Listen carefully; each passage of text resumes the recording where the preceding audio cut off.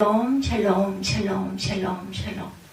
하나님 사랑합니다. 여러분 주 안에서 사랑합니다. 오늘 로마서 14장 말씀이죠. 19절에서 21절 평화를 이루는 사람들, 이런 제목으로 함께 은혜를 나눕니다. 19절에서 21절 그러므로 우리가 화평에 이루어 서로 덕을 세우는 일을 힘쓰나니 음식으로 말미암아 하나님의 사업을 무너지게 하지 말라. 만물이 다 깨끗하되 거리낌으로 먹는 사람에게는 악한 것이라. 고기도 먹지 아니하고 포도주도 마시지 아니하고 무엇이든지 내 형제로 거리끼게 하는 일을 아니함이 아름다우니라. 이렇게 말하고 있습니다. 내게 있는 믿음을 하나님 앞에 스스로 가지고 있으라. 자기가 옳다 하는 바로 자기를 정죄하지 아니하는 자는 복이 있도다. 의심하고 먹는 자는 정죄되었나니 이는 믿음을 따라 하지 아니하였기 때문이라. 믿음을 따라 하지 아니하는 것은 다 죄니라. 이렇게 말씀하시네요. 제가 23절까지 읽었습니다. 1798년 제너는 천연두로 죽어가는 많은 사람들을 살리기 위해서 젖소에서 천연두의 면역성을 가진 우두를 발견하죠. 그런 우두를 사람들에게 주사하면 천연두 면역성이 생긴다는 것을 학회에 보고합니다. 학회에서는 마지막 시험 단계에 들어갔는데 당시 유명했던 영국의 의학자들을 비롯한 세계 학회대원들은 그를 비웃고 조롱했다고 그러죠. 시골뜨기 의사가 의학의 ABC도 모르면서 하나님과 의학을 모독하고 있다, 이렇게 이 야단이 납니다. 동물과 사람을 구분할 줄도 모른다면서 동물에게 적용한 것이 어찌 사람에게 적용될 수 있느냐며 제너의 보고를 경멸했다고 합니다. 당시 인체 실험을 하는 것이 아주 어려운 때였고 권위주의 시대였기 때문에 제너의 발견은 세상에 빛을 꽂기가 아주 어려웠다고 그래요. 그가 몇 달 전에 어떤 사람에게 주사했는데 들었습니다라고 하면 그들은 한 사람에게 임상 실험한 것을 가지고 되겠느냐, 이렇게 비난을 했다는 거죠. 제너는 눈물을 흘리면서 여러분 제 말을 들어보십시오. 저는 23명에게 실험했고 낳은 지 10하루밖에 되지 않은 제 아들에게 실험했습니다 하고 말했다고 해요. 그때 장례는 수결해졌습니다. 제너의 실험은 필사적인 것이었고 그는 전 인류에게 천연두를 없애기 위해서 하늘의 미랄이 되고자 했던 거죠. 위대한 일은 절대로 희생이 없이 이루어지지 않는다는 것.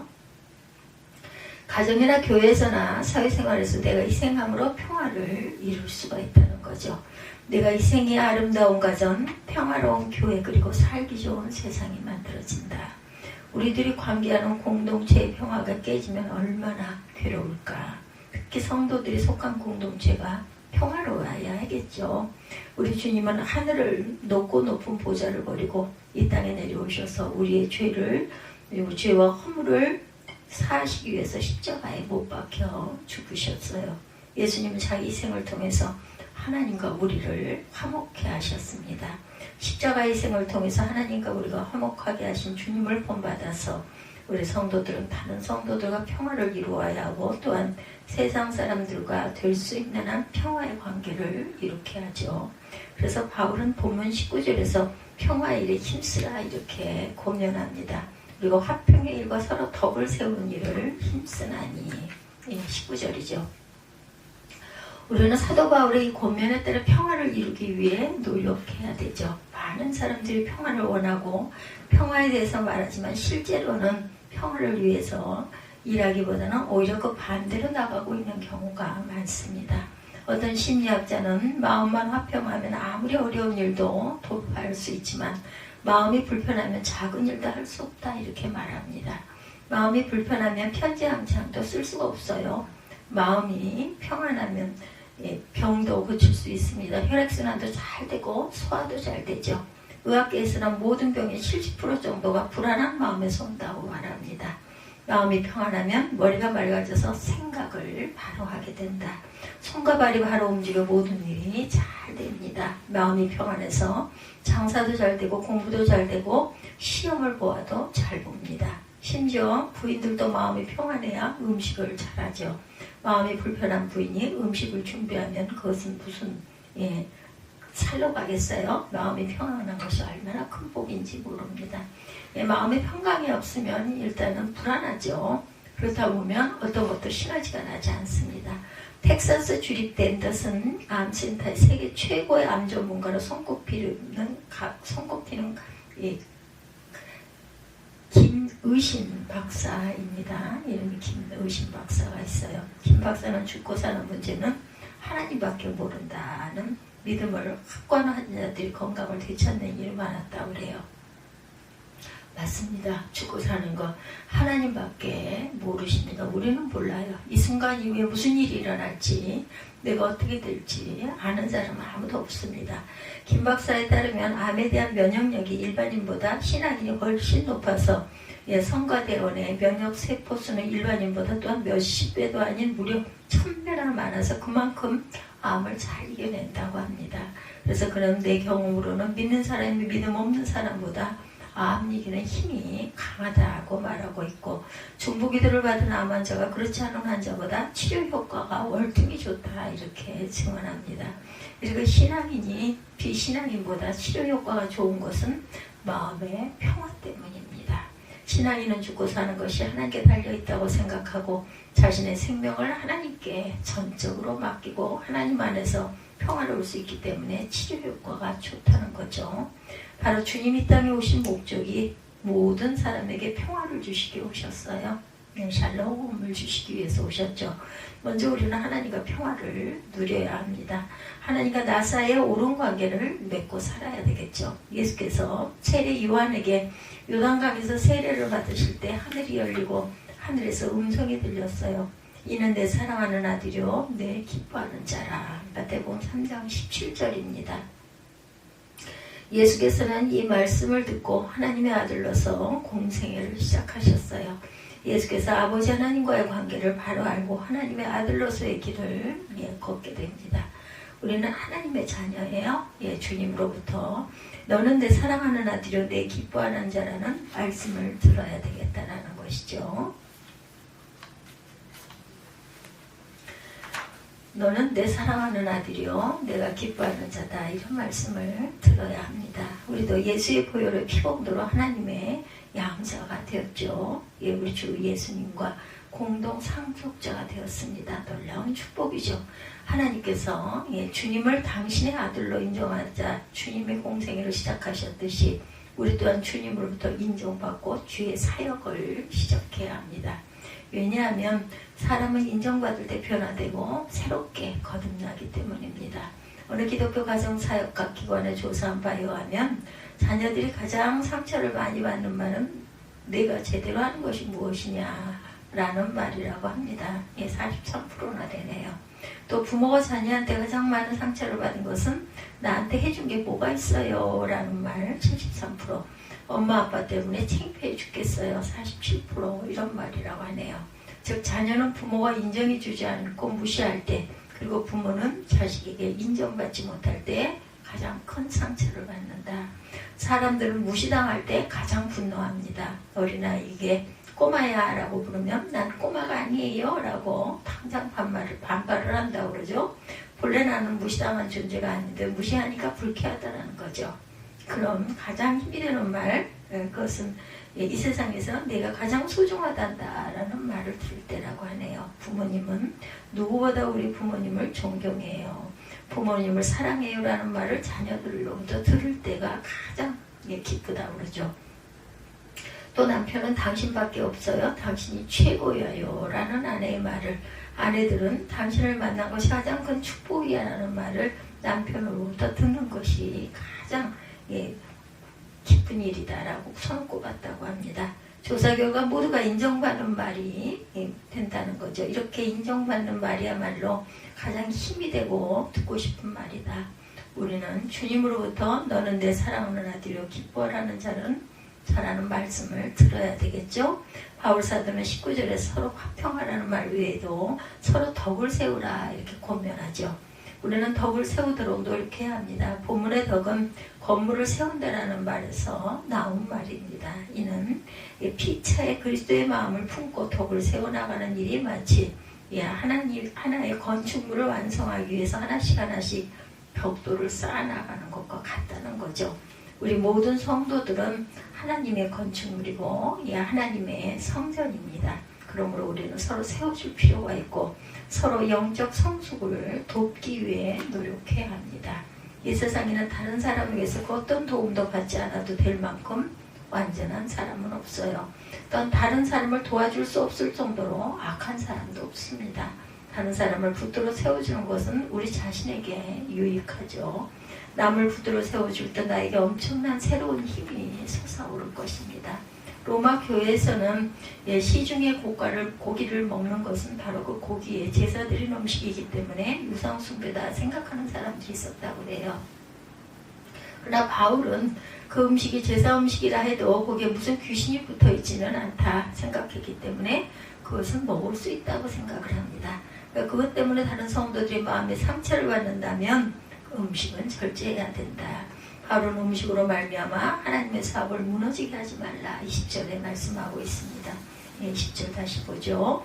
음식으로 말미암아 하나님의 사업을 무너지게 하지 말라. 마무리 다 깨끗하되 거리낌으로 먹는 사람에게는 악한 것이라.